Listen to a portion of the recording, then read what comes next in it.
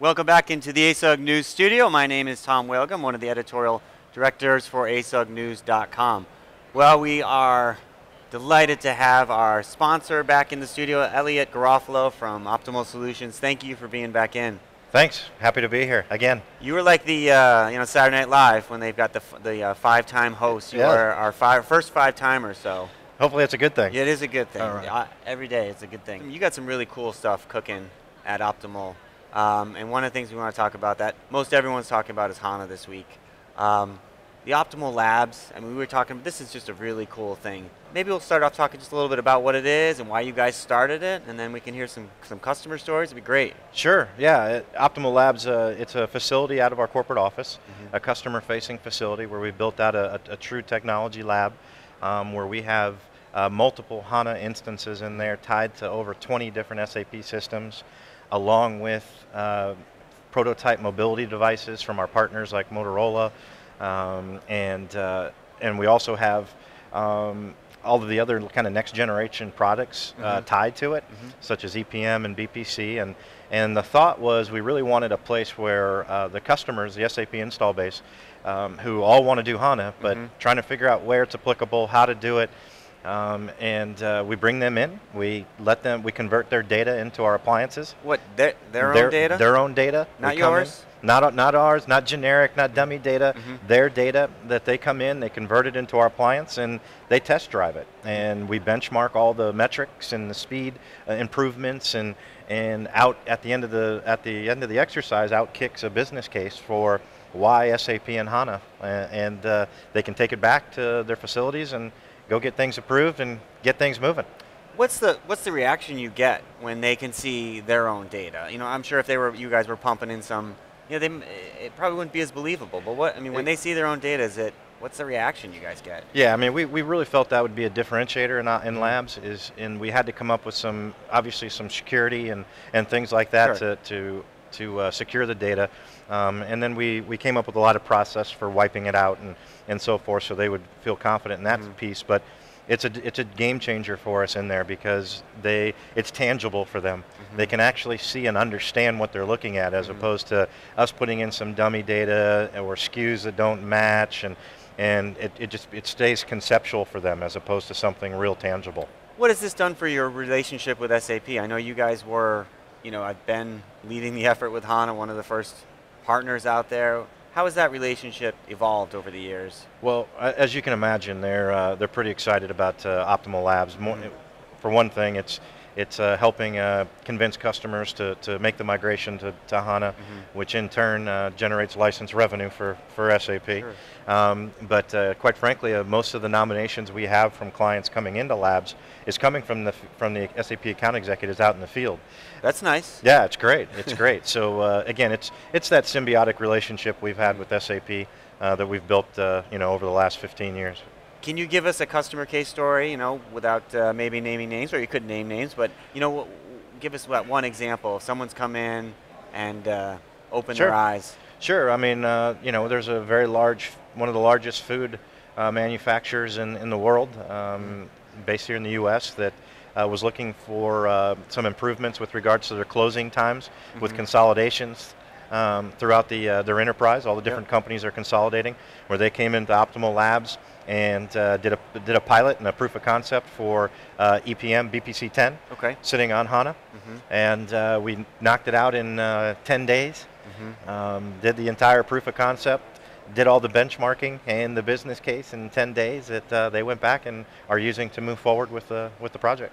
So the business case, you mentioned this they go home with a business case. What's in that business case, and is it more than just a piece of paper, or what is it? Right. What it is we benchmark specifically what would success look like for them on why they would want to move forward with this in their particular area. Is it speed? Is it process improvement?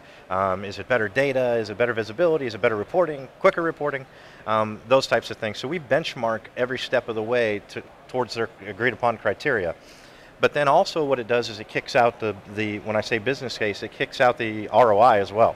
Here's the return on investment, so we quantify that with regards to dollars that would be saved, how long will it take to implement this, to get that, and so they have something true that they could go back to a board of directors or whomever from an approval process and go, here's why we need to do this. Are there other partners out there doing this? I mean, I haven't heard about it. Not that I heard about, so maybe after this interview there might be, Yeah. but no, not that we've heard about. And SAP's been obviously fully supportive and loving what you guys are doing with this. Yeah, it's been great. Like I said, they're the ones really been driving a lot of the traffic and really recommending customers to come into Optimal Labs and get that business case and get the documentation so that they can move forward. So when you say come in, like how do people get an invite? Sure. You got to get on an invite list. Yeah, you got to know you. How does it work? Absolutely. Not me personally, but there's a nomination process that happens where the field nominates folks to come in because it is a time requirement, and, Sure. and there's certainly only so much bandwidth. You can only do so many at the same time. Right. And it's a requirement on the customer side as well, because they dedicate people to come in to Dallas, work with our HANA teams within labs. The average time is about 4 to 5 days. Okay. Where they come in and they work together in an innovative environment and a lot of whiteboarding and design thinking and then actually putting taking from a design thinking session and actually turning it into a real life business case happens within those 4 or 5 days. Any white lab coats people are wearing? Yeah, no, you. They have the little Optimal. Yeah, no, but it really is an impressive building, which ASUGNews will be there in the beginning of June to document the official ribbon cutting. Yeah, it's really an impressive place, where you can actually see the technology, the computer room in there with all the HANA appliances and the SAP systems being powered. It's pretty neat.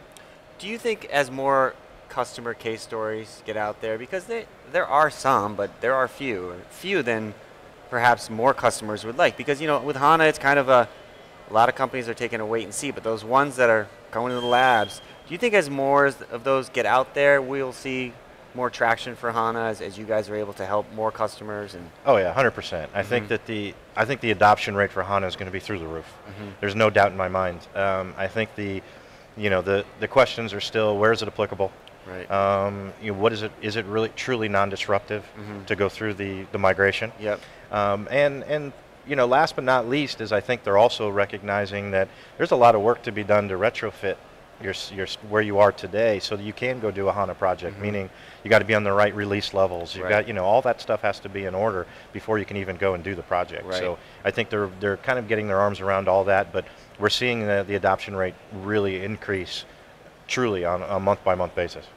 Where do you think we are in terms of the HANA evolution? I know, it was 2011 really when it came out in the news. In terms of the overall scale, will we look back at 2013 and in a couple years and be like, wow, look how far, is it just going to be exploded, you think? Exploding. I think we're not even scratching the surface yet, truly. And I think right now there's, a lot of low-hanging fruit customers that particularly the big customers that have been kind of waiting for this.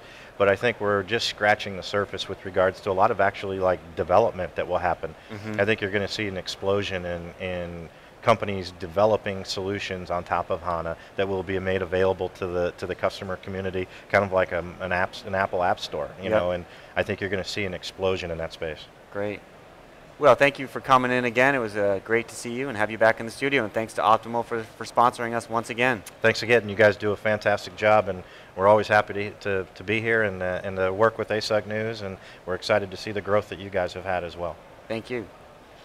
Thank you for watching. Stay tuned for more interviews with ASUG members and SAP newsmakers.